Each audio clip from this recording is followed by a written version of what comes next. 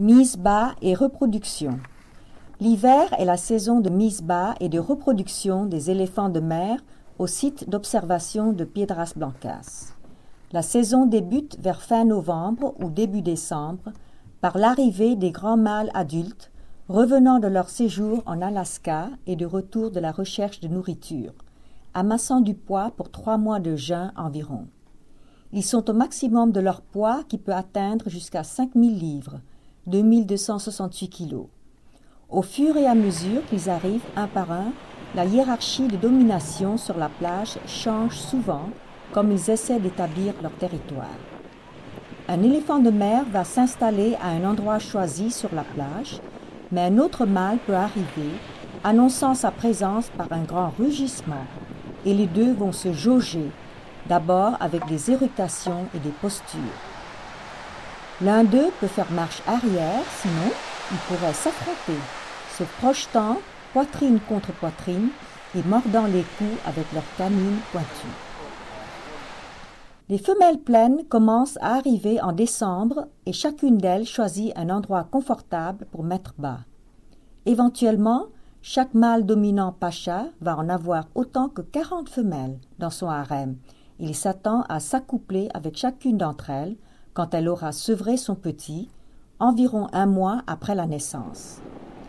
Le premier petit est généralement né à la mi-décembre et les naissances poursuivront jusqu'en janvier. Les visiteurs peuvent parfois assister à une naissance au cours de cette période. Généralement, en moins d'1 semaine après son arrivée, une femelle met bas à un nouveau-né qui pèse de 60 à 80 livres, de 27 à 36 kilos. Le petit peut être né tête la première ou queue d'abord et la mise bas dure moins d'1 demi-heure.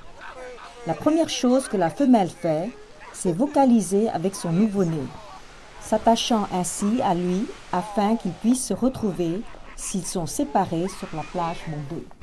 Le nouveau-né allaite pendant 4 semaines et peut grossir jusqu'à 10 livres, 4 kilos par jour, grâce à la richesse de son lait, ce qui représente plus de 50% de graisse vers la fin de la période d'allaitement.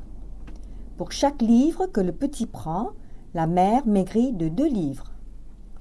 La femelle est fécondable environ 4 semaines après la mise bas, s'accouple, sèvre brusquement son petit et retourne en mer. Il est important que le petit, maintenant appelé un juvénile sevré, soit assez gros pour survivre après l'abandon de sa mère, car le jeune phoque mettra 8 à 10 semaines à apprendre à nager suffisamment bien pour se diriger vers le nord en quête de nourriture.